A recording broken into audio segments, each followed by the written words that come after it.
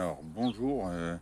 Dans mon idée de faire les debriefings des gens que j'ai vus, c'est surtout à Lille, puisque cette fois, en fait, voilà, mes amis ils sont pas toujours d'accord, hein, parce que quand on est militant, on a des fois peur de la police et tout.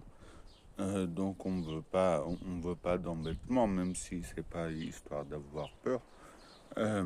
Celle que j'ai rencontrée vendredi dernier, Joël, elle s'appelle, et donc à l'assiette mijotée, là, le restaurant solidaire des Gilets jaunes, on va dire.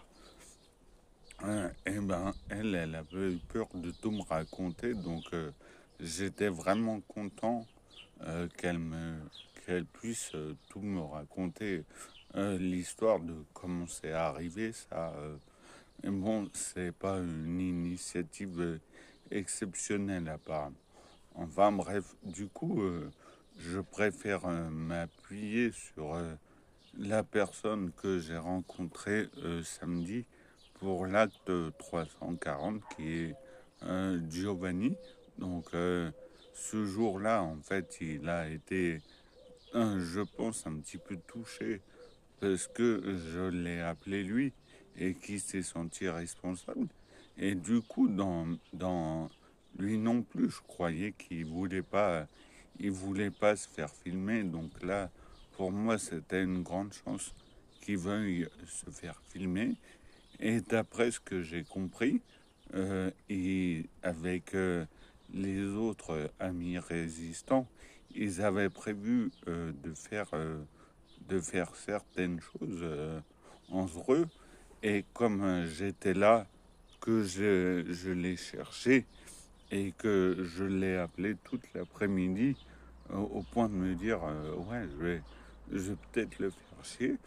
En fait, après, quand les autres amis lui ont dit ouais, est-ce que tu viens à tel endroit, il a dit non. Et Pierre est là, donc je vais aller avec lui.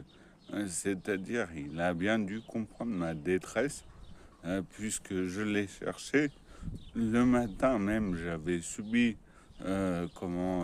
j'avais été déçu parce que j'avais pas trouvé mes amis au rond-point de l'Homme et du coup j'étais arrivé un peu trop tard. Donc lui, il m'a dit ouais, tu viendras cet après-midi et du coup j'étais un peu vénère moi de ne pas les trouver, un peu en détresse. Donc lui, je pense, il a perçu cette détresse